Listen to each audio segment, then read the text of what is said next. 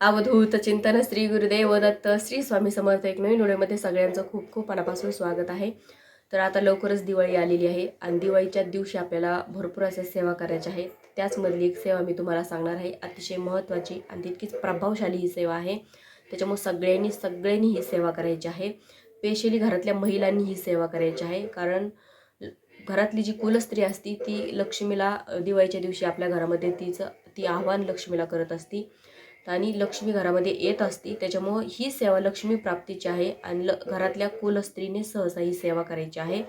तर कशी करायची ही सेवा त्याची पूर्ण माहिती मी तुम्हाला आजच्या व्हिडिओमध्ये सांगणार आहे. त्याच्यामुळे व्हिडिओ शेवटपर्यंत नक्की बघा. तर आपल्याला माहिती आहे की कवड्या ह्या लक्ष्मीला अतिशय प्रिय आहेत आणि जिथे कवड्या असतात तिथे लक्ष्मी येत असते आणि तिथे ती स्थिर राहत असते. तर तुम्हाला दिवाळीच्या दिवशी किंवा दिवाळीच्या अगोदर कोणत्याही वारी तुम्ही कवड्या घरामध्ये तुमच्या घेऊन यायच्या. तर त्या कवड्या तुम्हाला आणायच्या आहेत आणि तुम्ही दिवाळी दिवशी किंवा आदल्या दिवशी कधीही ह्या कवड्या आणू शकता. आज उद्या पण तुम्ही आणू शकता.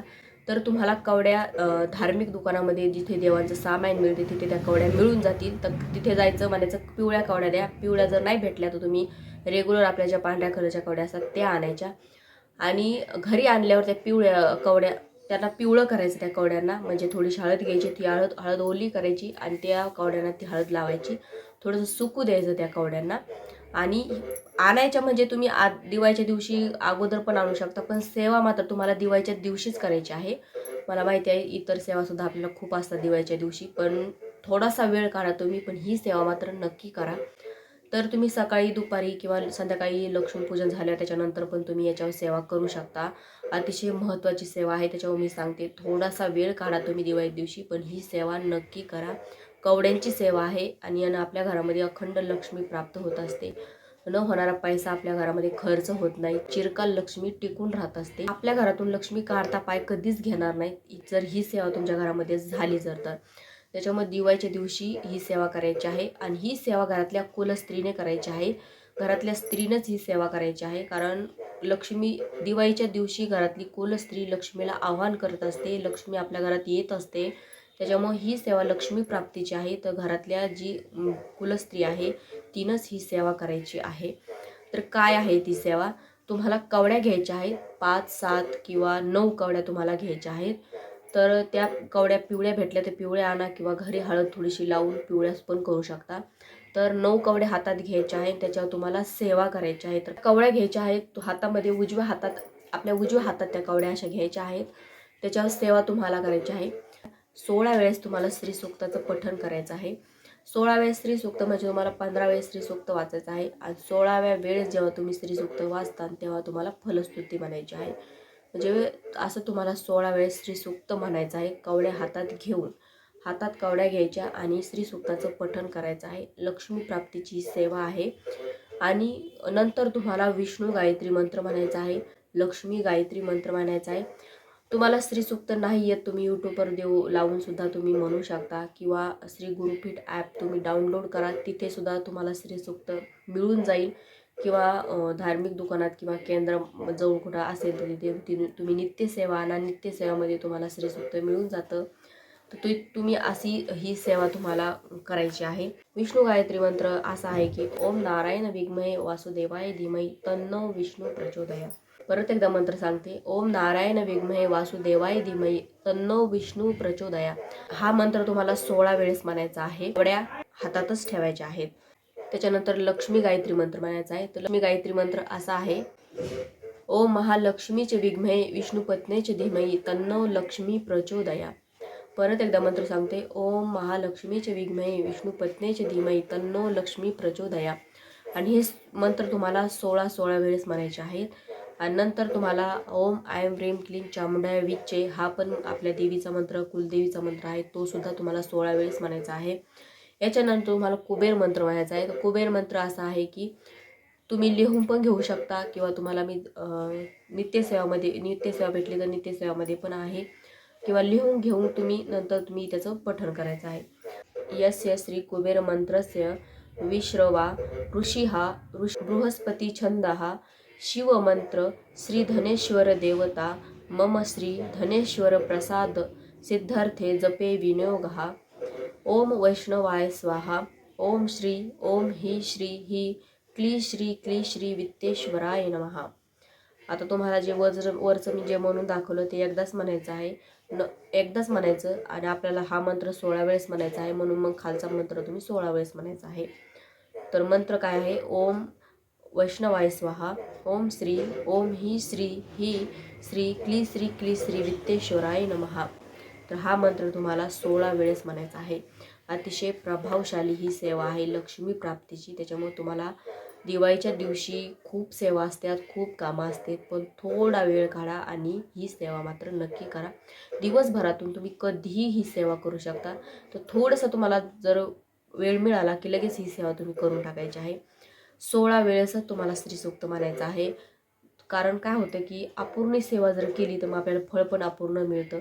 असं आपल्याला करायचं नाही. आपल्याला सेवा भरपूर करायची आहे, जेणेकरून आपल्याला त्याचं फळ भरपूर मिळेल आणि आपल्या घरामध्ये लक्ष्मीची भरभराट होईल, लक्ष्मीची अखंड कृपा आपल्या घरावर होईल. त्याच्यामुळे पूर्ण सेवा म्हणा, सेवा करा. एक वेळेस तुम्ही श्रीसूक्त म्हणू नका. तुम्ही एक वेळेस श्रीसूक्त म्हटलं, तुम्ही थोडी सेवा केली तर लक्ष्मीसुद्धा तुमच्या घरामध्ये जास्त काळ टिकणार नाही. तुम्ही जास्त सेवा केली तर जास्त काळ लक्ष्मी तुमच्या घरामध्ये टिकून राहील आणि तिची कृपा अखंड तुमच्यावर होईल. त्याच्यामुळे 16 वेळेसच श्रीसूक्त म्हणा. फक्त 16 वेळेस श्रीसूक्त म्हणायला तुम्हाला वेळ जाईल.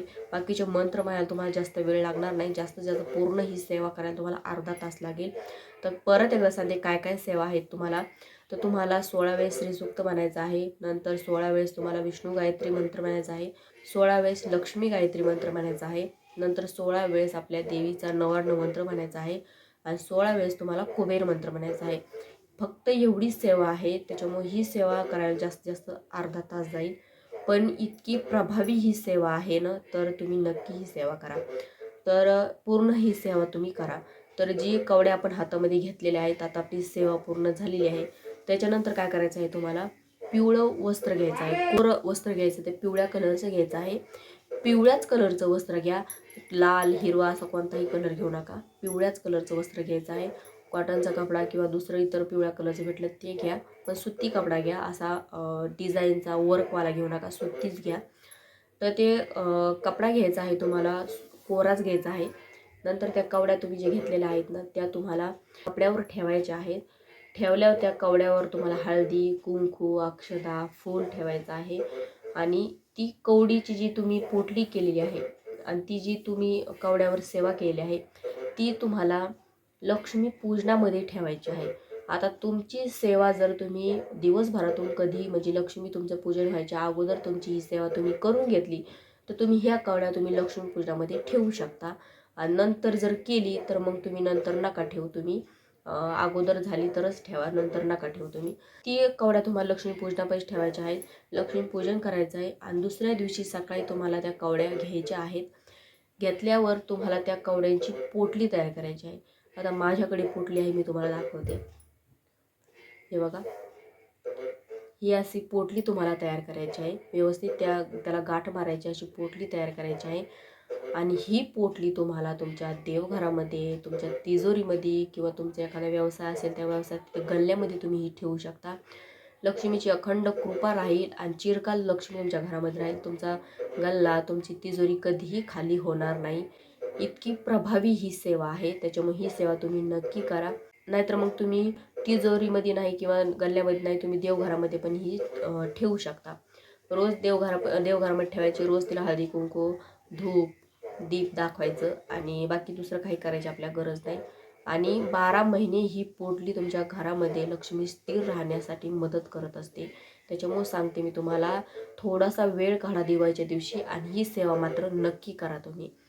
तर ही पोटली तुम्ही मधामध्ये उकलायची नाही, उकलून बघायची नाही, उकलायची नाही, काहीच करायचं नाही. ती तशीच ठेवायची आहे.